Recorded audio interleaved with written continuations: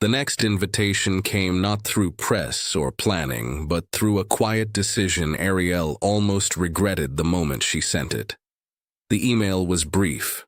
Details about the Harlem Youth Art Collective's weekend session. No flourish, no flattery. She told herself it was professional courtesy, nothing more. But a part of her wanted to see what he would do without an audience. When Grant arrived that Saturday, the community center smelled of acrylic paint and possibility. The walls were lined with sketches, collages, and bursts of color that refused containment. Dozens of kids moved between tables, laughing and creating without the self-consciousness adults carried. Arielle watched from the back as he stepped into the room. No suit, no camera crew, just jeans, a plain white shirt, and the faint discomfort of a man unused to blending in. The teens barely noticed him at first. Then a girl with short curls and paint-streaked hands asked, "Are you the billionaire guy?" The room snickered. Grant smiled, sheepishly, not defensively. "Just Grant's fine." They kept working. He drifted from table to table, crouching beside students as they explained their projects. There was no performance this time, no need to impress. He listened as one boy talked about painting his neighborhood before it disappeared to construction. Another girl sculpted faces of women she said the news never showed. Their words carried stories of invisibility, of ambition mistaken for rebellion, of classrooms that ran out of supplies before they ran out of talent. Then, a 12-year-old with a shy voice said, "Sometimes we stop trying because people act like we shouldn't be here." Grant's hand froze mid-air. For once, he had no clever response. The weight of the sentence sank into him, stripping away the layers of practiced detachment he'd built over years of comfort. He saw his own industry reflected in that ache, the rooms where power decided who was worth investing in and who wasn't. And he didn't speak. He just listened. When the session ended, Arielle thanked the volunteers and walked through the quiet hall, expecting him to have already left.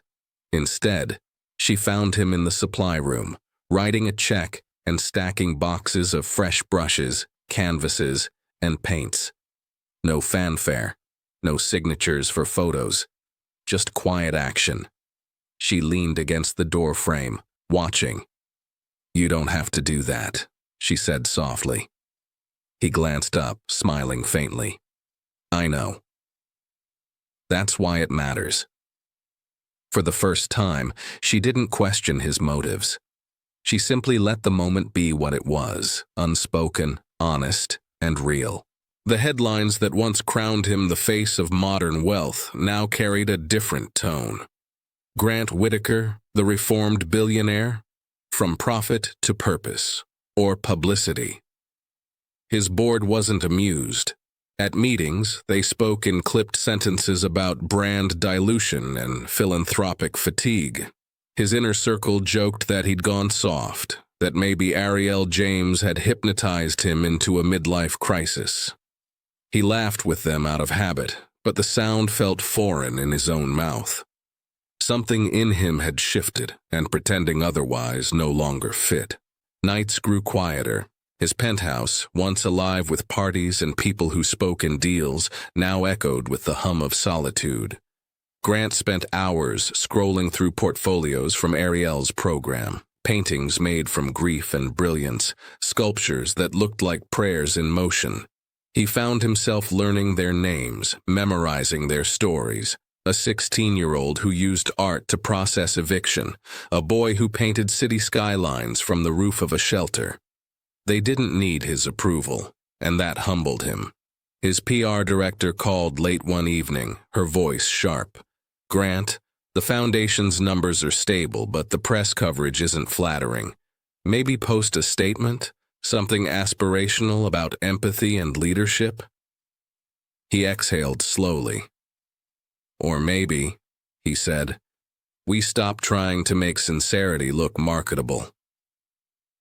The silence on the line told him she didn't understand. Most people didn't. A week later, Arielle stopped by the site unannounced. She found him standing alone beneath the newly restored marquee of the Sinclair Theater, watching the light flicker to life, letter by letter. He turned when he heard her footsteps, a small smile playing at the corner of his mouth. "You're here late," she said. "So are you," he replied. "Seems we both have something to prove." Arielle crossed her arms. "That depends. Are you still proving it to the world, or to yourself?" Her question lingered between them, cutting through the quiet hum of the city. Grant met her gaze, unguarded for once. "You were right about me," he said. "I've spent years mistaking control for confidence." Turns out they're not the same thing. For a long moment, neither spoke. The marquee light flickered above them, illuminating the dust that still floated in the air, proof of work unfinished, but in motion. Arielle studied him, searching for the man she'd met months ago, the one who hid behind charm and headlines. He wasn't gone, but he was changing. And that, she realized, was enough for now. The night of the exhibition arrived wrapped in winter rain, the kind that glistened against the Harlem brownstones like silk. The gallery hummed with anticipation, the air thick with perfume, conversation, and the low pulsing rhythm of a jazz trio in the corner. Every wall told a story, paintings, sculptures, and photographs that carried the voices of the forgotten, the silenced, the nearly erased. Unwritten Legacies wasn't just an exhibition, it was a resurrection. And for Arielle, it was the culmination of every sleepless night spent fighting for art that wasn't meant to fit neatly into white-walled rooms. Guests arrived in a swirl of umbrellas and velvet coats. The city's elite had turned out in force. Donors, curators, celebrities who loved a cause with a camera attached. But tonight, the energy felt different. There was reverence in the way people looked at her work, a hush that followed Arielle as she moved through the space in an ivory gown that shimmered softly against her skin. She greeted each guest with calm poise, her smile warm but measured, the kind that came from earning respect the hard way. Across town, Grant Whitaker sat in his car outside the gallery, watching through the rain-streaked window. His assistant's words echoed in his head. "It's career suicide, Grant. You'll look desperate." His board had called it unnecessary. His PR team had begged him to stay home. But he wasn't going as a businessman, not tonight. He was going as a man who finally understood what dignity looked like when it didn't need validation. He stepped out into the rain, coat collar turned up, and walked toward the entrance. No cameras flashed. No one announced him. The security guard paused, surprised, then nodded him in. When Grant entered the gallery, the hum of conversation faltered. Heads turned. Whispers began. Arielle, mid-sentence with a journalist, felt the shift before she saw him. He didn't seek her out immediately. Instead, he moved slowly through the exhibits, stopping at every piece, reading each plaque in silence. One photograph, a black and white portrait of a mother braiding her daughter's hair beneath a street lamp, held him still for a long moment. When he finally approached her, there was no trace of the old bravado, just a man standing in the glow of what he had once dismissed. "You built something extraordinary," he said quietly. Arielle met his eyes, studying him for truth. "No," she replied. "They did." And as the music swelled, Grant realized that for the first time in his life, he wasn't at the center of the room. He was standing in its light, finally understanding why it had never belonged to him in the first place. The night unfolded like a living poem, saxophones crooning through candlelight, laughter tangled with verse, murals glowing like stained glass under the gallery lights. The crowd was thick with New York's glittering mix of art critics, donors, and dreamers. Champagne shimmered in crystal flutes. Conversations rose and fell in elegant rhythm. It was the kind of night where reputation could be rewritten, where stories found new narrators. Grant moved through it all quietly, a shadow among the spectacle. His presence drew murmurs that spread faster than the music. Isn't that him? The rooftop guy? The one she shut down? Eyes darted between him and Arielle as if watching a film unfold in real time. But he didn't flinch under the whispers. He wasn't there for damage control. He was there because every piece of art in that room demanded humility, and for once he had enough of it to give. Arielle noticed him before anyone pointed it out. He stood near a mural that told the story of migration, brushstrokes of ocean blues and weary hands reaching toward light. She took in the sight of him, coat still damp from the rain, posture unguarded, expression soft. The man who once filled space now seemed content to stand within it. When their eyes met, she offered a faint smile, acknowledgement, not invitation. The buzz grew louder when a young reporter stepped forward, recorder in hand, her tone sugared with mischief. "Ms. James, what's it like to see Mr. Whitaker here tonight?" Some would say it's poetic justice. The room hushed in anticipation, waiting for a headline. Arielle didn't look at the reporter. She looked at Grant. Then, with the grace of someone who had learned to turn pain into power, she said simply, "People change when they learn to listen." A quiet gasp rippled through the room. The reporter blinked, thrown off balance. Cameras clicked like distant thunder. Arielle turned back toward the art, conversation over. It wasn't a rebuke or a performance. It was truth. Grant exhaled slowly, his shoulders loosening as the tension in the air melted into applause. Not for him, for her.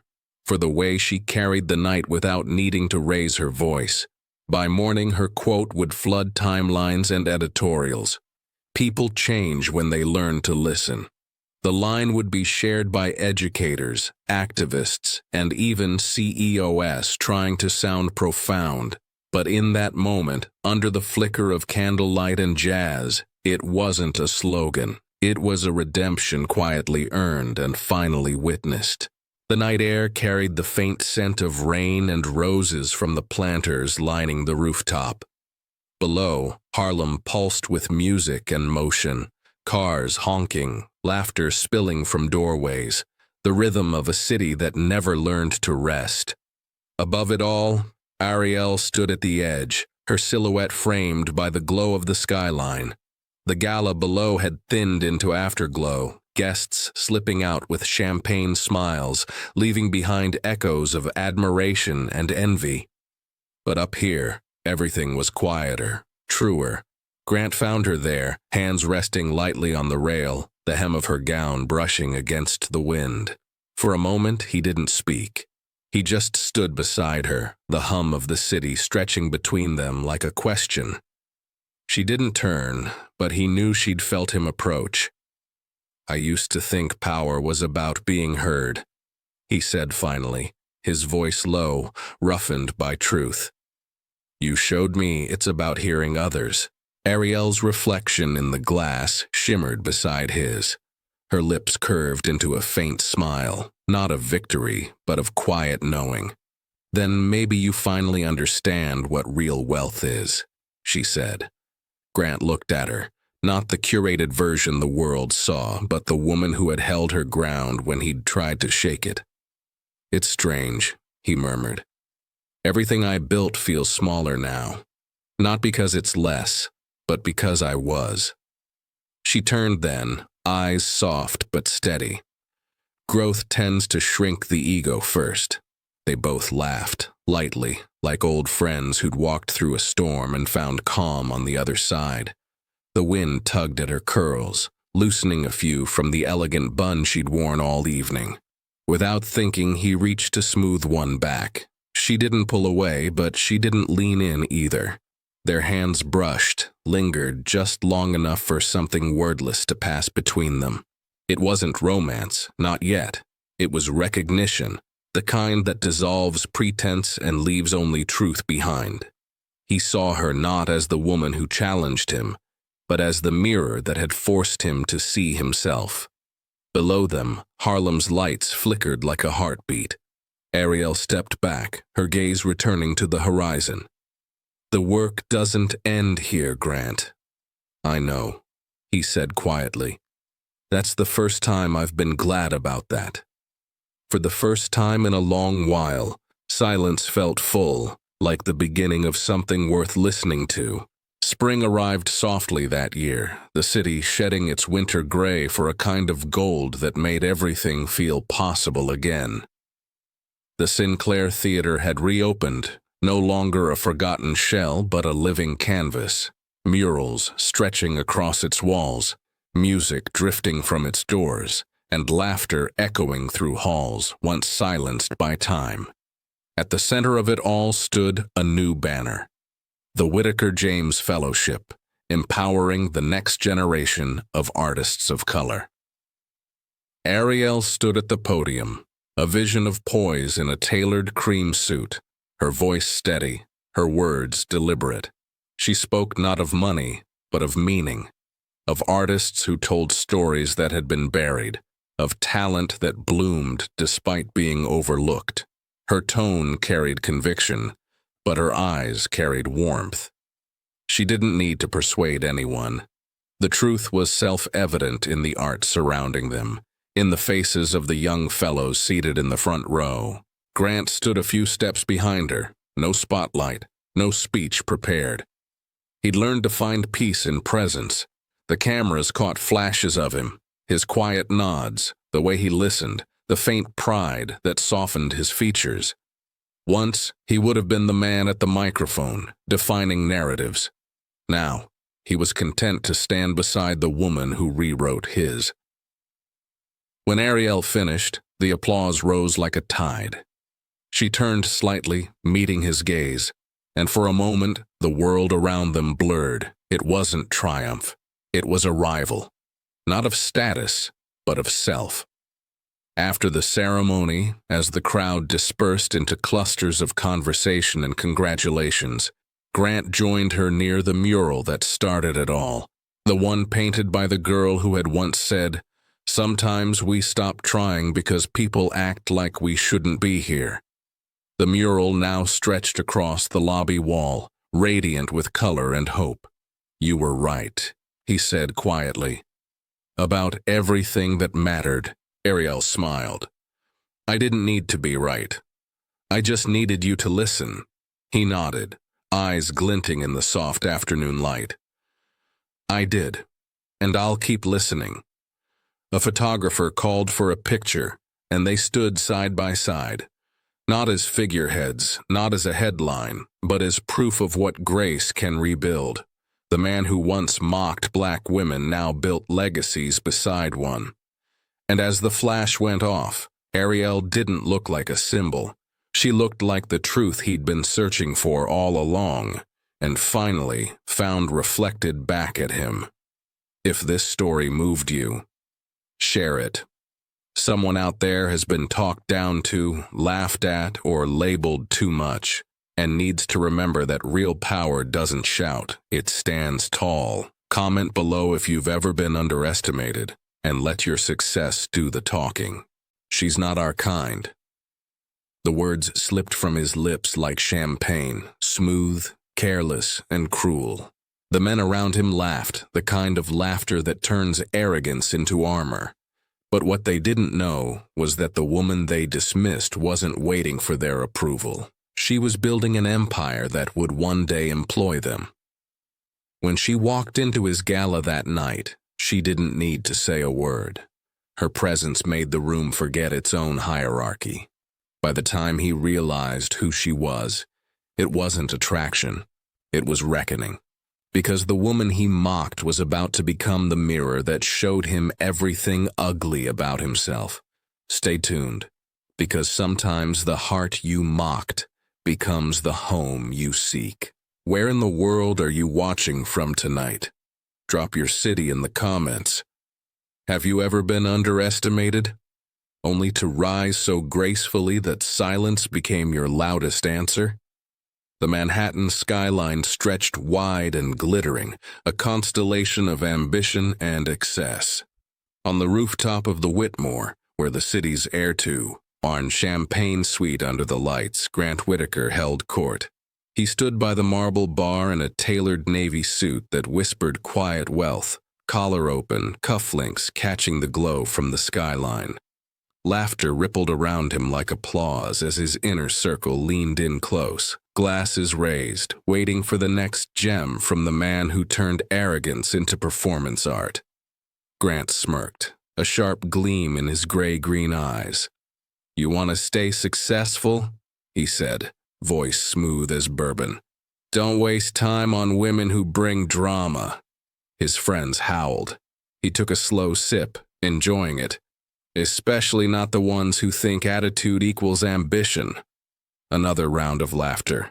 Someone clapped him on the shoulder. Cameras flashed for a lifestyle blogger capturing the moment. Part joke, part gospel. The women nearby, publicists, stylists, influencers, smiled politely, the way people do when they know the punchline isn't for them. One of them, a junior partner from his firm, let her smile fade the second he turned away. But Grant didn't notice. He was busy performing, busy polishing the version of himself the world expected to see, the man who'd built an empire before 40, the one Forbes called a genius in a glass tower. Jazz hummed low from hidden speakers, mingling with the clink of ice and the rustle of designer fabric.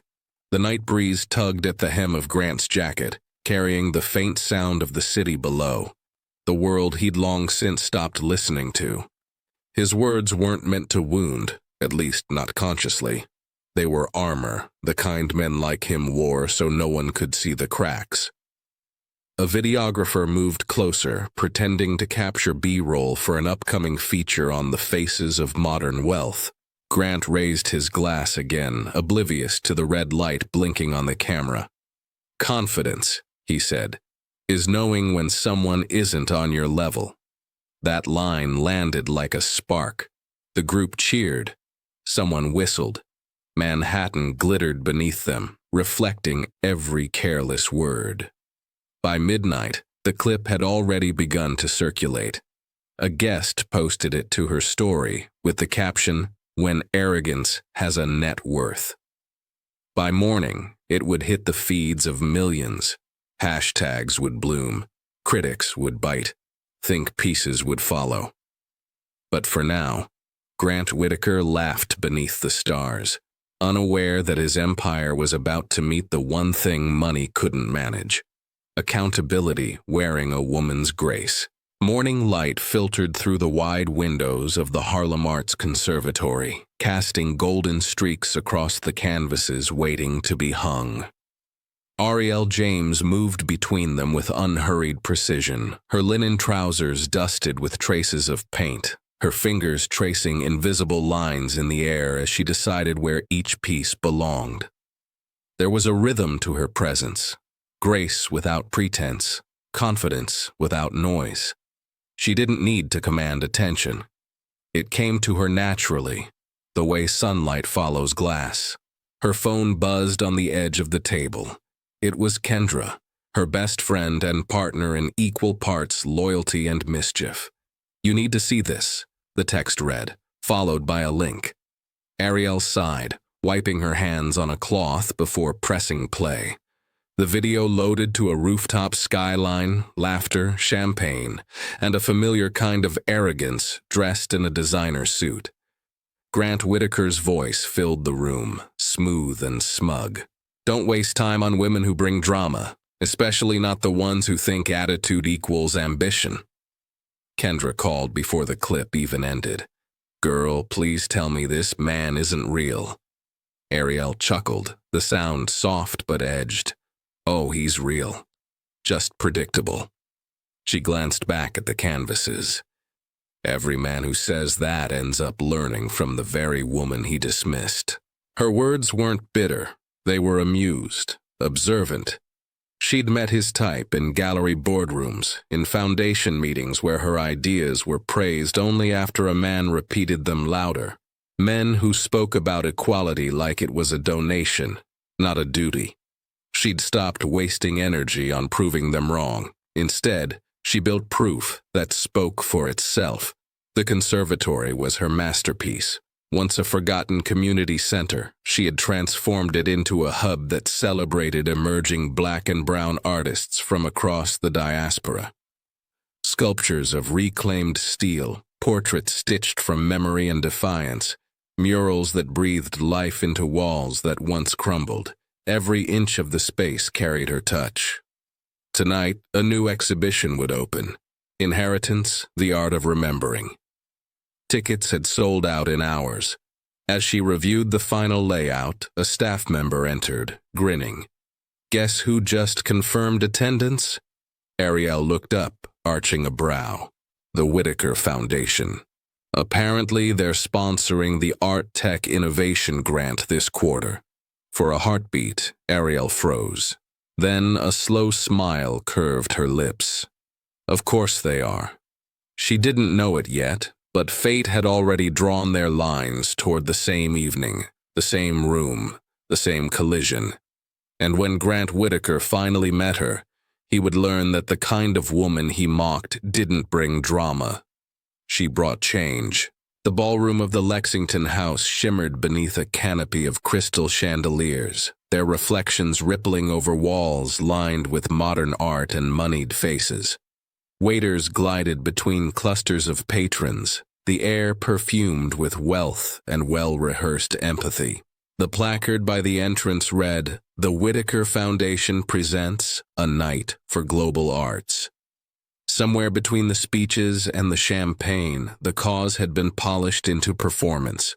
Grant Whitaker sat near the front, half listening as a broker whispered updates about the evening's bids. He had been at a dozen of these events in the past month, each one blurring into the next. To him, art was a transaction, a symbol of influence, not emotion. His gaze drifted lazily toward the stage just as a new presenter stepped forward. Arielle James. She wore a fitted black gown that seemed to absorb the room's light, her locks pinned high in a loose bun, diamond studs catching every flicker from the chandeliers. Her voice was low, unhurried, and certain, like someone who had long since stopped asking permission to speak.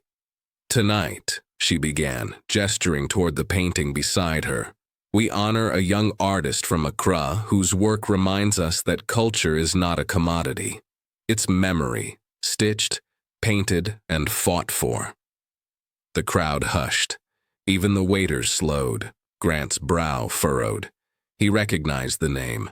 Arielle James, curator and founder of the Harlem Arts Conservatory. He'd approved her grant months ago, barely glancing at the proposal his team had championed. But seeing her now was something else entirely. There was power in her stillness, command in her restraint. Then she turned, her gaze sweeping across the crowd of suits and diamonds. "We speak so often about inclusion," she said, "but too many foundations fund diversity for optics, not impact. Real change takes courage, the kind that doesn't need a camera to prove it." The words landed like glass on marble. A few guests shifted uncomfortably. Laughter rippled, nervous, unsure. Grant's jaw tightened. His friends at the table exchanged looks, waiting for his reaction. He didn't offer one. He only watched her, something unspoken flickering behind his carefully neutral expression. When the applause came, it was polite, restrained, no one wanting to reveal where they stood. But Arielle didn't seem to care. She simply thanked the audience and stepped down, her composure intact, her eyes unreadable. Grant followed her with his gaze as she disappeared into the crowd. For the first time in years, he couldn't define what he felt, only that the air around him suddenly felt heavier. The woman he'd dismissed in theory had just turned his own event into a mirror. And in it, he saw himself clearly for the very first time. The after-party pulsed beneath dim amber lights, the kind that blurred edges and made arrogance look sophisticated. Glasses clinked, laughter swelled. The room smelled of expensive perfume and champagne, of people pretending not to care who was watching. Arielle stood near the terrace doors, a glass of sparkling water in her hand, half listening as an artist thanked her for helping him secure a Paris residency. Her posture was effortless, shoulders back, chin lifted, eyes steady. Even in a room full of people performing confidence, hers was the only kind that didn't ask for attention. It simply existed. Grant spotted her across the room, surrounded by a small circle of patrons who hung on her every word. The scene pricked something in him, curiosity, maybe irritation. He adjusted his cufflinks, slipped into the group like it was his birthright, and waited for a pause. When it came, his voice slid in, smooth and amused. "You certainly know how to command a room," he said. "Do you ever turn it off, or is this your full-time persona?" Arielle turned toward him, her expression composed. "You mistake presence for performance," she replied. "It's an easy error to make."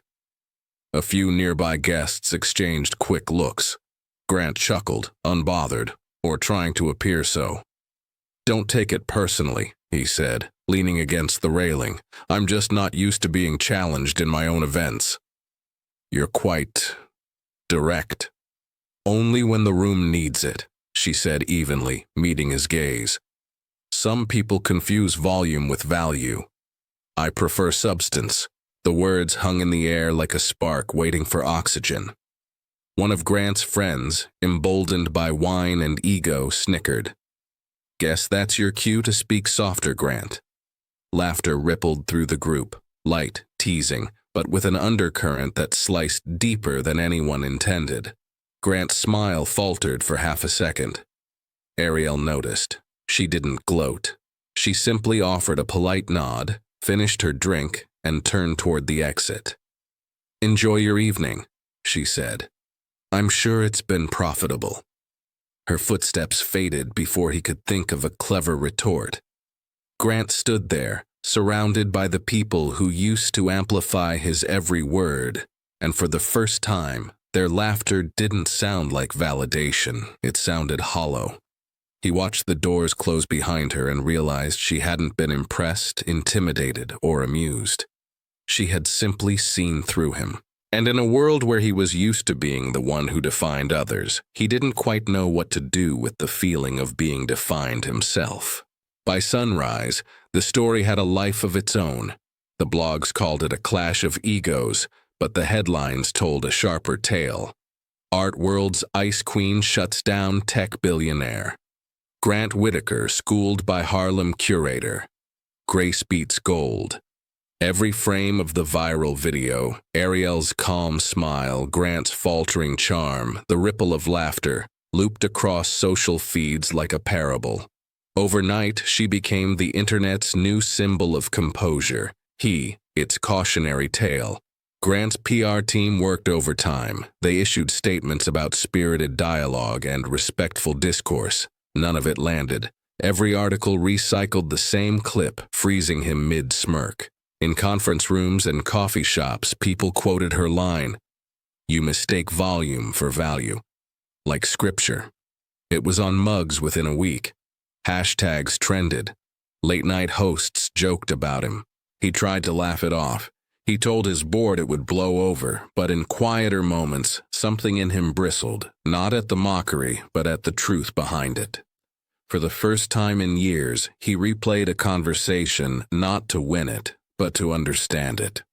Across the city, Arielle refused to read a single headline. The attention made her skin itch. She wasn't interested in being a symbol.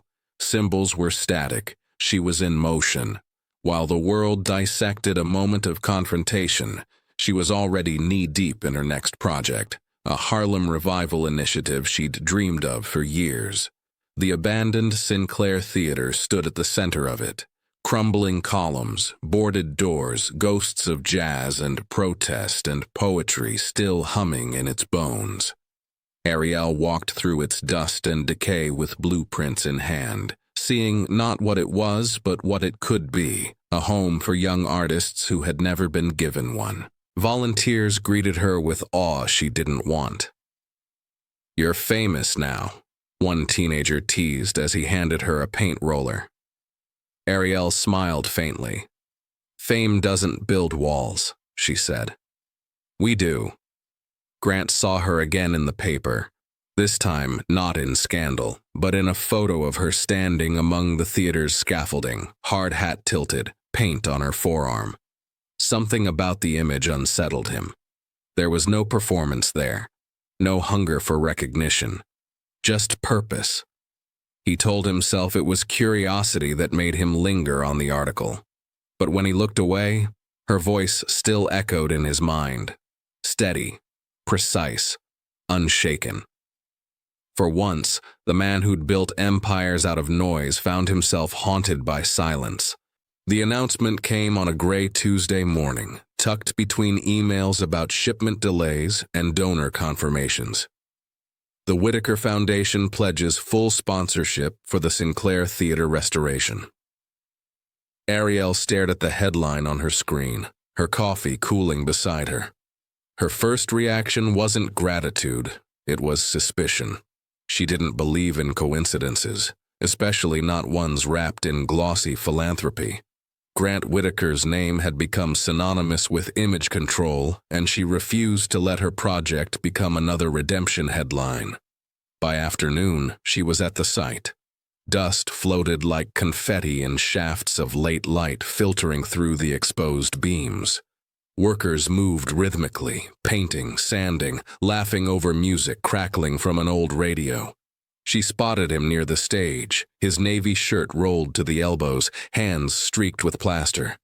For a moment, she thought it had to be for cameras. But there were no photographers, no entourage, just him. Grant straightened when he saw her brushing his palms against his jeans. "You said people like me don't show up," he said lightly, almost smiling. "So I'm showing up."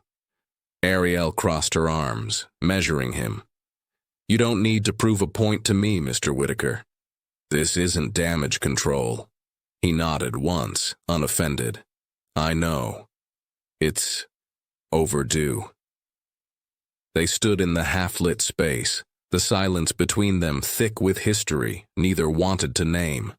Around them, young volunteers hustled with paintbrushes and buckets, their laughter echoing through the hollow theater. It was the sound of work that mattered, the kind that outlasted press cycles and egos. Arielle's guard stayed firm, but curiosity edged into her tone. Why this project? Out of all the foundations you could throw money at, Grant leaned against a beam, his eyes scanning the walls. Because it's real. No branding, no speeches, just something that reminds people why we build things in the first place. He paused, looking back at her. I didn't realize how much I'd forgotten that. She wanted to stay indifferent. She wanted to see through him. But his voice held something new. Humility, maybe, or exhaustion. He didn't look like the man from the rooftop clip. The shine was still there, but softer now, cracked in human places. When she finally spoke, her tone was calm but cautious. Then don't show up for me. Show up for them. He followed her gaze toward the teens painting a mural on the far wall, dreams in color, hope in motion. Grant nodded, almost to himself. That's the plan. And for the first time, Arielle wondered if this wasn't a performance after all, but a beginning. Thanks for watching. If you enjoyed this video, give it a like, drop a comment, and share it with a friend. And don't forget to subscribe to Black Stories Untold for more stories that uncover hidden struggles, celebrate strength, and remind us that every voice matters.